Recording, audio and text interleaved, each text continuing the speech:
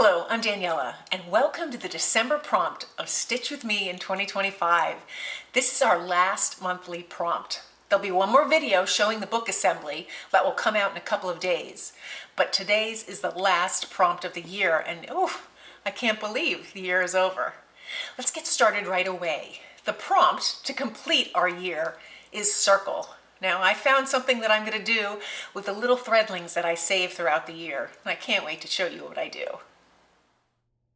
So our final prompt for 2025 is circle.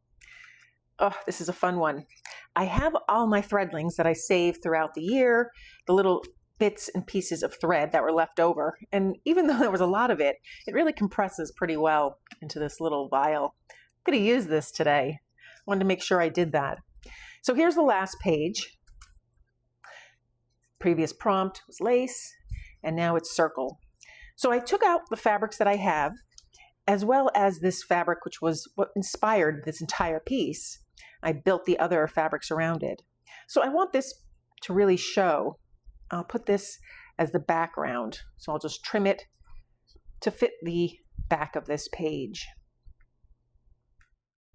So there I have my piece. I have a little bit of the fabric of the page peeking through. And while I'm here and cutting my fabrics, I want lace, just like I have on this piece, to peek through as well.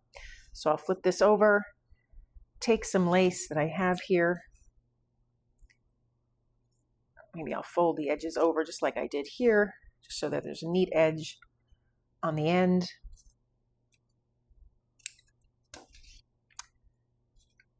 So I can stitch that down as well. So now I'm starting to build up this piece. So I'll scoot this over here. And because the theme is circle, I want to have some circles, and I like odd numbers. So I'll either have one big circle and then the label, or three. So I'll create a circle here. I want to use this background because the contrast is beautiful. And I have a template that I can decide what size circle I want. I don't want to cover all of this fabric, and I want room for additional circles. So while this might be the most striking, I think I'll go a little smaller, maybe this size. So I'll put that down here. It's 2.5 inches. And I'll trace it out. I can decide how I want to cut it. Do I want to cut it with pinking shears or just standard scissors? I think I'll use pinking shears. And this way, when I put the circle on top of it, I'll have a rounded edge, just a neat edge. So I have my circle, which will be kind of just the border, the background. And now I want to fill that in. I want to fill it in as a collage. So I have my 2.5 inch circle, which fits inside of this. And so I want to go to the 2.25 inch. That will be my finished size for this piece. So I'll just take some fabric, and I'll start with this again, my muslin. And I have my 2.5 inch circle here.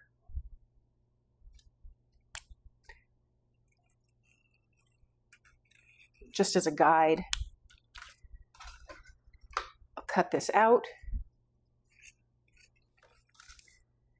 And now I want to stitch on top of this circle all my fabrics. I can do a neat pattern. I can just add different fabrics. I could do wedges. I'll play around with that, show you what I come up with. So I have this fabric placed down how I want it. I'm going to stitch it down, and then I'll cut around to make that circle. I'll also stitch this down and stitch this piece down, leaving off the tag and leaving off the base of this circle. So I came and stitched this fabric to my little piece of muslin here. And now with the 2.5 inch circle, I'll come in and trace around where I want that circle to be. Kind of playing around, making sure all the stitches are good. Just like that. So I'll trace around it. And now I'll cut around it so I can put it right on this emblem here. So I have a circle, and I can stitch it to this piece, maybe just with a basting stitch, and then I'll stitch it here. And I can figure out where I want it. Kind of like it, just up like that. So that's the next step. I'll stitch that in place. Okay, so I stitched that first circle down in place. I like how that looks. And now I want to add 2 more circles. The next one, I'm going to use these, my threadlings here. Because I want to have them stitched down, I'm going to use a piece of transparency. In this case, I'm just going to take this piece of packaging that I had for some papers. It's 2-ply because it has a little pocket. I'm going to use that pocket.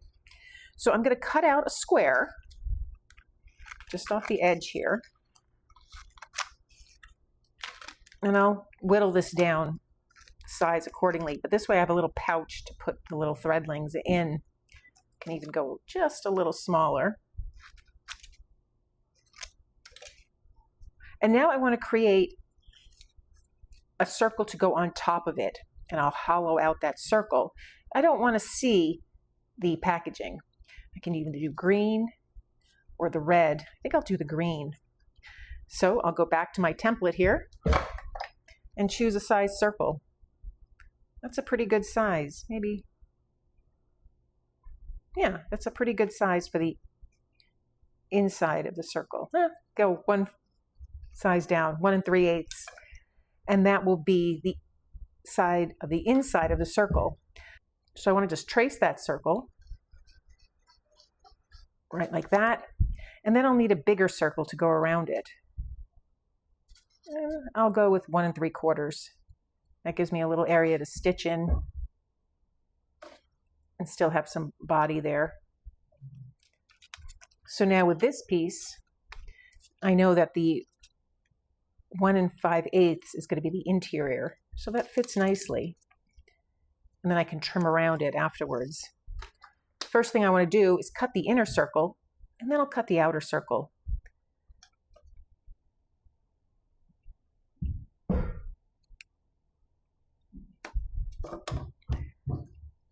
So that's how it's going to look. I want to stuff this with some of these threadlings. So I'll pull them all out. Choose some of these colors here. So now I have some of the threads. Just going to eyeball it real quickly. Yep, that'll fit. Put these aside for now. And I want to just take my piece and stitch around, 2/3 of it. And this will anchor the plastic onto the fabric, just with a few stitches here and there. And then I can stuff it and close it off. So I've stitched around it. And now I'm just going to come in here with my scissors and trim off the plastic.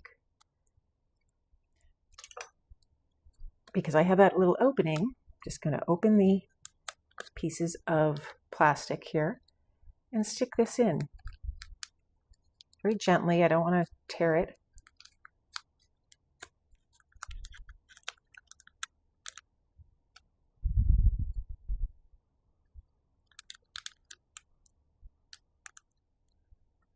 Before I finish stitching it shut, I'll work it around using my needle to anchor it and pull. And now I'm going to stitch this in place. Okay, so I stitched down the second circle. So now I'm going to stitch down my label and this button. And then I have some empty space. I'm going to see what I can do with that to work with it. So let me attach these 2 down. So that's how my piece looks with the button, but I still think it has a lot of negative space I want to use. I'm going to take some of this trim, and I think I'll stitch it down. And then I want to do some stitching besides. Doesn't have to be circles. I have my 3 circles. So maybe I'll just do some pretty stitches here and here. So there I have my final page. I added a little bit of collage here and some stitches, more stitches. I have my final page for a circle. So off camera, I'm going to stitch this page down and add the grommets. Then we'll have one more video where I show you how I attach the book, how I make the cover, and just a run through of all the pages. So that's the final prompt in Stitch With Me in 2025. I have enjoyed seeing all your work in our Facebook group. And yes, there will be a Stitch With Me in 2026. The group on Facebook will just roll over so you can continue to take part. And I do hope you continue to post your work. I find it inspiring and beautiful. There'll be one more video in this series where I show you my book assembly and then my completed book. And I hope you find that helpful as well. If you found this video helpful and this series, please give this video a thumbs up and be sure to subscribe. Thank you for joining me today.